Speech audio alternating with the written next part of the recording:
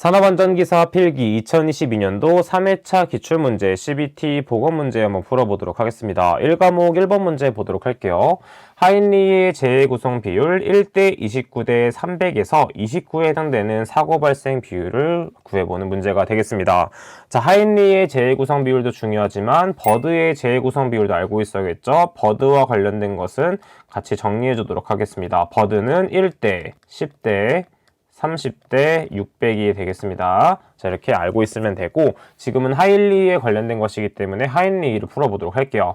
사고 발생의 비율이기 때문에 전체분의 29에 해당되는 것이기 때문에 전체는 1 더하기 29 더하기 300, 즉 330이 전체가 된다라는 걸 알 수가 있겠습니다. 따라서 사고 발생의 비율은 어떻게 구할 수 있냐면 전체는 330이기 때문에 분모는 330, 그 다음에 29라고 적어주면 되는데 퍼센트에 대한 비율로 바꿔줘야 되므로 곱하기 100을 해주면 되겠죠. 따라서 계산기에 그대로 대입을 하게 되면 8.8%라는 값이 나오게 됩니다.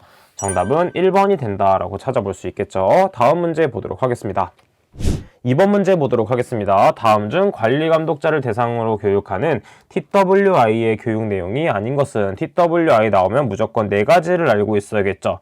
첫 번째는 JST, 그 다음에 JMT, JIT, JRT를 알고 있어야 되는데, 자, 2번을 보게 되면 작업 지도 훈련은 무엇이냐면 인스트럭션이 들어간 JIT.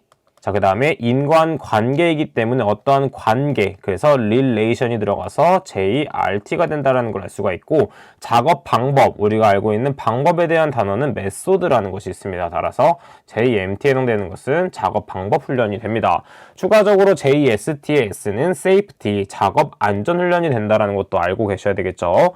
따라서 TW의 교육 내용이 아닌 것은 1번 문제 해결 훈련이 되겠습니다. 다음 문제 보도록 할게요.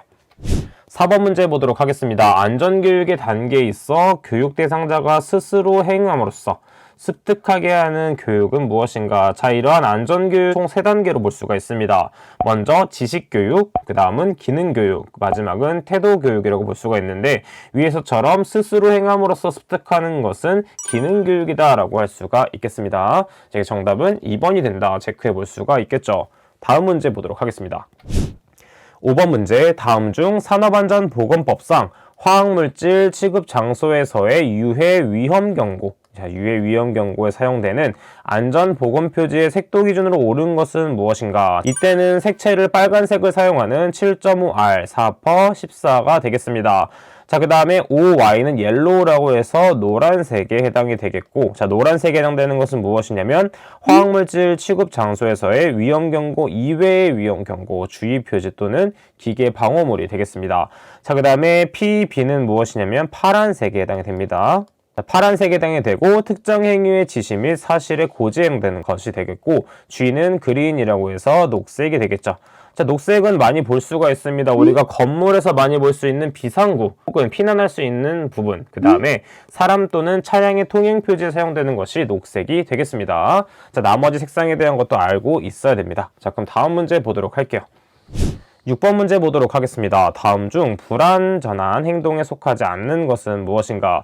자, 불완전한 행동이라는 것은 인적 요인에 해당이 됩니다. 자, 이것과 비교되는 것은 불안정한 상태로서 물적 요인에 해당되는 것이기 때문에 보호구를 착용하지 않거나 부적절한 도구를 사용하거나 안전장치 기능을 제거하는 것은 인적으로 그대로 사용하는 것이기 때문에 인적 행동에 해당이 되지만 방호장치를 미설치했을 경우에는 인적 요인에 해당되지 않는다라고 볼 수가 있겠습니다. 따라서 정답은 3번이 된다 체크해 볼 수가 있겠죠. 다음 문제 보도록 하겠습니다. 8번 문제 보도록 할게요. 다음 중 맥그리거의 인간 해석 중 X이론의 관리 처방에 대해서 묻고 있습니다.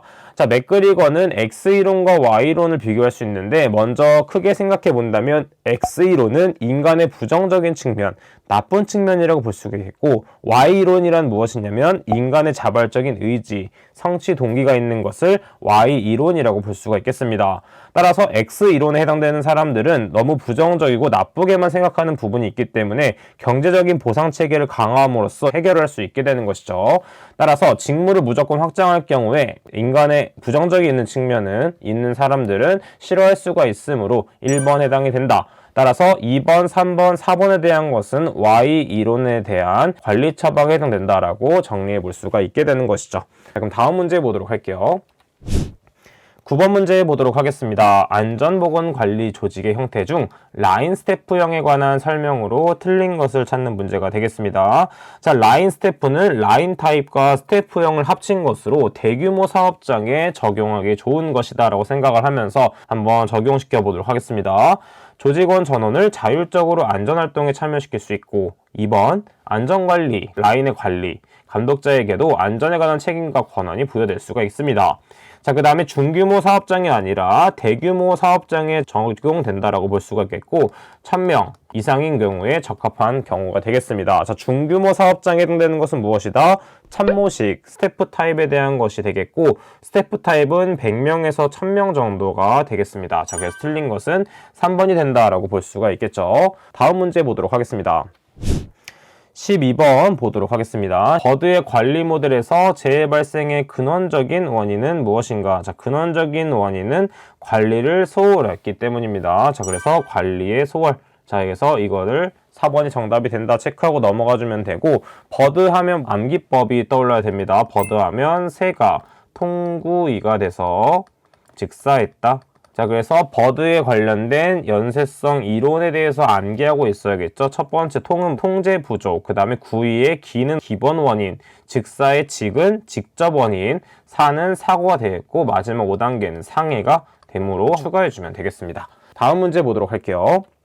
13번 산업안전보건법상 중대재해에 해당되지 않는 것은, 자, 중대재해 아주 유명한 암기법이 있습니다. 중재를 잘하는 친구가 있었습니다. 중재를 얼마나 잘했냐면 중재를 너무 잘해서 4일 동안 진행을 했는데 이 친구의 이름은 삼룡이가 되겠습니다. 자, 그런데 아무리 착한 사람이라고 해도 4일 동안 중재를 하면 열받을 수가 있겠죠. 그렇기 때문에 뿌직하고 열이 받습니다. 자, 그래서 중대재해에 해당되는 것은 어떻게 볼 수 있냐면, 먼저 중재 4일이니까 사망자가 1명 이상. 자, 그 다음에 삼룡이는 무엇이냐면 3개월 동안 요양이 필요한 부상자가 동시에 삼룡이기 때문에 2명 이상 발생한 경우. 뿌직 열바다는 무엇이냐면 부상자, 그 다음에 직업이니까 직업성 질병자. 자, 이거는 열받는 것이기 때문에 10명이 됩니다. 10명 이상. 자, 그러면 1번부터 보도록 하면 사망자가 1명 이상이니까 2명도 포함이 됩니다. 따라서 맞는 보기 2번 3개월 이상의 요양, 즉 6개월 요양도 포함할 수 있고 2명 이상이기 때문에 4명도 포함이 된다. 자, 그 다음에 3번 뿌직 열받아. 자, 부상자 또는 직업성 질병자가 동시에 10명 이상이기 때문에 12명도 포함이 됩니다. 따라서 틀린 보기는 4번이 된다라고 찾아볼 수가 있겠죠. 다음 문제 보도록 하겠습니다. 14번 문제 보도록 하겠습니다. 다음 중 산업안전보건법령상 안전관리자의 업무가 아닌 것을 찾는 문제가 되겠네요. 자, 1번, 2번, 3번 보기는 안전관리자의 업무에 해당이 되며, 지금 교재를 보고 계신 분들은 1번으로 되어 있는데 4번으로 수정해 주시면 되겠습니다. 자, 정답은 4번이 되겠고, 해당 작업의 작업장 정리정돈 또는 통로 확보에 대한 확인 감독은 관리 감독자의 업무가 됩니다. 자, 4번이 정답이 된다. 다음 문제 보도록 할게요. 17번 문제 보도록 하겠습니다. 산업안전보건법령상 안전보건표지의 종류 중 경고표지의 기본 형태가 다른 것은 무엇인가? 자, 고압전기 경고는 삼각형 모양, 방사성 물질도 마찬가지로 삼각형, 그 다음에 폭발성 물질은 마름모 모양이 되겠습니다. 그 다음 마지막으로 매달린 물체의 경고 또한 삼각형이 되기 때문에 기본 모형이 다른 것은 폭발성 물질의 경고에 해당이 된다라고 볼 수가 있겠죠. 다음 문제 보도록 하겠습니다. 20번 문제 보도록 할게요. 강도율 문제 정말 중요합니다. 강도율에 관한 설명으로 틀린 것을 찾는 문제 보도록 할게요. 먼저 1번 사망 및 영구 전 노동 불능의 근로 손실 일수는 7,500일, 즉 1에서 3급까지는 7,500일로 환산을 하게 됩니다. 자, 그러면 2번 신체 장애 등급 중 14급은 근로 손실 일수를 50일로 환산한다. 맞는 보기가 되겠고, 그 다음에 3번 영구 일부 노동 불능은 신체 장애 등급에 따른 근로 손실 일수에 365분의 300을 곱하여 환산한다고 했는데, 자, 이것은 휴업 일수에 해당되는 부분입니다. 지금 4번 보기를 보게 되면 일시 전 노동 불능의 휴업 일수에 365분의 300을 곱하여 근로손실일수로 환산한다. 4번 보기는 맞는 부위가 되지만 3번 즉 연구일부 노동불능은 장애 등급에 따른 근로손실일수가 정해져 있는 부분이기 때문에 1번과 2번처럼 손실일수에 맞는 것을 환산해서 계산해주면 되겠습니다. 따라서 정답은 3번이 된다라는 걸 알 수가 있겠죠. 자, 그러면 2012년도 3회차 CBT 보건기출문제 1과목은 여기까지 해보도록 하겠습니다. 저는 그럼 다음 시간에 찾아뵙도록 할게요. 감사합니다.